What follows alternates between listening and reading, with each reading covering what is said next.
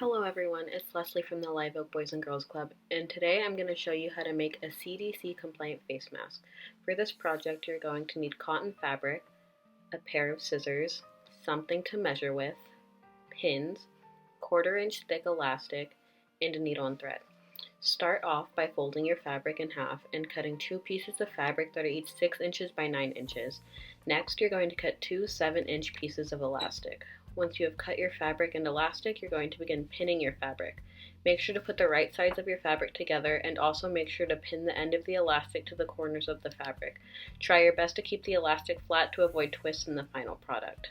Once you have finished pinning, you're ready to sew. Make sure to leave a 1.5-inch gap at the top so you can turn it right side out later. For this project, I'm going to be using a sewing machine, but if you don't have one on hand, sewing by hand is going to be just fine. When you begin sewing, make sure to leave a 1/2-inch seam allowance all the way around the edge of the mask. Also make sure you're only sewing the elastic to the corners and not to the edge of the mask.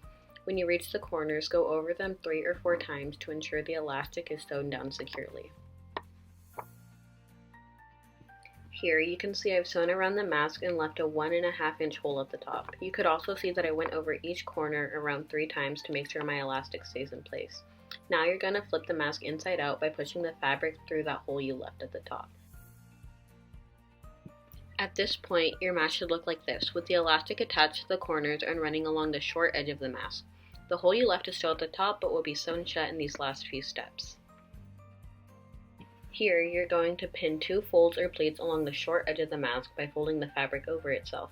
Do this to both of the short edges and make sure the folds line up with one another and are going in the same direction. The last step is just to sew along the entire perimeter of the mask. This will keep the folds in place and close the hole in your mask. For this step, I'm going to be using a 1/2 centimeter seam allowance all the way around the mask. On a machine, sometimes sewing over the folds may be difficult. Just make sure you pull the fabric through the machine as you go and take your time with it. Once you finish sewing along the edge of the mask, you've finished and are ready to use it. Since this mask is meant to be reused, remember to hand wash it between uses and remember to never share your mask with anyone else. I hope you found this short video helpful, and for those of you who go to the Live Oak Club, I hope to see you soon. Stay healthy, you guys.